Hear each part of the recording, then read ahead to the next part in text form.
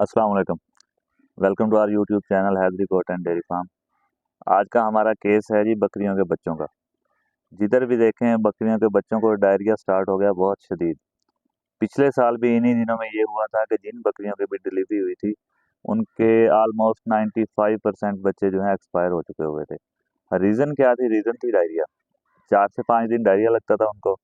उसके बाद उनकी पीछे वाली टांगें रुकती थी, मतलब चल नहीं सकते थे, और अगले 2-3 दिन में एक्सपायर हो जाते थे। तो इस दफ़ा भी डायरिया स्टार्ट हो चुका हुआ है, और आप ये देख लें कि स्कोरेक्स यूज़ हो चुकी हुई है, नहीं रिकवर कर रही। डायरोबान यूज़ हो चुका है, नहीं रिकवर कर रहा। सल्फाडामाडीन, हालांकि जहाँ भी डायरिया ना रुकता हो ये दें तो इससे डायरिया रुक जाता होता है, ये भी डायरिया नहीं रोक रहा। उसके बाद मैं यूज़ किया करता था रेगोमाइसिन, मतलब बकरी के जिस बच्चे को भी डायरिया है रेगोमाइसिन पिलाएं तो उससे रिकवर हो जाता था। रेगोमाइसिन भी रिकवर नहीं करती, मतलब हर हर चीज़, हर हर कुलिया हम यूज़ कर चुके हुए हैं, मगर डायरिया नहीं रुक रहा। बच्चे जो हैं वीक से वीक होते जा रहे हैं, और एंड क्या होगा इस दफ़ा भी? यही होगा कि बच्चे टांगों से रुकेंगे और एक्सपायर होना स्टार्ट हो चुके होंगे। क्योंकि इस दफ़ा 2 अटैक हैं साथ में। अक्सर जगहों पे ऐसा केस आ रहे हैं कि बच्चों में मुँह सड़ी है, और मुँह सड़ी के साथ-साथ डायरिया चल रहा है। तो 2 बीमारियों का अटैक आ रहा है बच्चों पे। तो इससे बचना किस तरह है कि डायरिया जहाँ सारी मेडिसिन है हमारी जवाब दे चुकी हुई है, नहीं डायरिया को रिकवर कर रही, वहाँ पर हम ऐसी क्या चीज़ इस्तेमाल करें जिससे डायरिया रुके, और उसके बाद जो है जानवर रिकवर हों और उसके बाद हेल्दी हो सकें। क्योंकि अब हो ये रहा है कि जानवर को हम ज़रा सा सब्ज़ चारा दे रहे हैं, या ज़रा सा उनको दूध पिला रहे हैं, दूध थोड़ा-सा भी एक्स्ट्रा पी रहे हैं जो बच्चे, उनको फ़ौरन से पहले डायरिया लग रहा है। और अगले 8 से 10 दिन आप फिर दूध रोकें तो खुद सोचेंगे उसके बाद बच्चों की हेल्थ कंडीशन क्या हो जाएगी।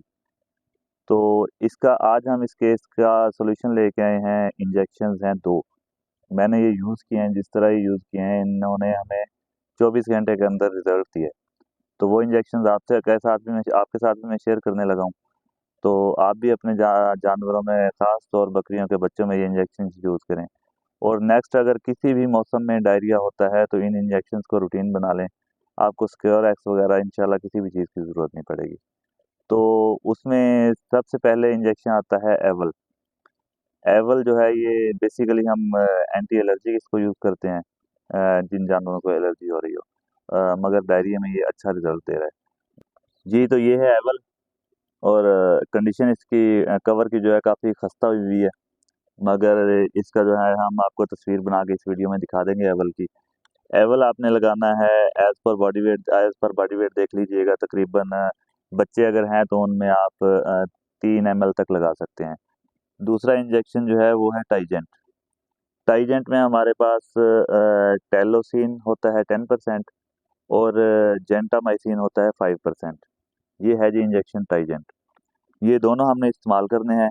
और टाइजेंट जो है इसको सजेस्ट करते हैं 1 ml 15 से 20 केजी वेट पर।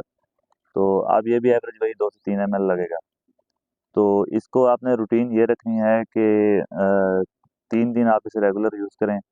अगर उसके बाद भी कोई जानवर रिकवर नहीं होता है तो 2 दिन उसे और लगाएँ, यानी कि 5 दिन तक भी इसे लेके जा सकते हैं। उसके बाद जो है आपने इसके साथ सरसों का तेल उन्हें इस्तेमाल करवाएँ बच्चों को 3 से 5 ml तक। और दूध पिलाते वक़्त खुद पास रहें। अगर आपने मुलाज़िम रखे हुए हैं तो दूध खुद पिलाएँ जितने दिन जानवर डायरिया से रिकवर नहीं होते। और सब्ज़ चारा कम से कम दें जानवरों को, बच्चों को। और भूसे के ऊपर आप आटा वग़ैरह लगा के या चोकर लगा के, जो चीज़ भी आप यूज़ करते हो, वो दें। इस तरह जो है जानवर आपके डायरिया से बहुत जल्द रिकवर हो जाएँगे। और बच्चों को बचाने का इस वक़्त सिर्फ़ मेरे पास जो सॉल्यूशन है ये 2 इंजेक्शंस हैं। तो ये इंजेक्शंस आप लाज़मी इस्तेमाल करें। और अगर किसी के पास ये केस डायरिया वाला इतना सीरियस आ रहा है तो उसे भी ये लाज़मी सजेस्ट करें। इंशाल्लाह मिलते हैं एक अगली वीडियो में एक नए इलाज के साथ। तब तक के लिए अपना और अपने जानवरों का बहुत सारा ख़्याल रखिएगा। अल्लाह निगहबान।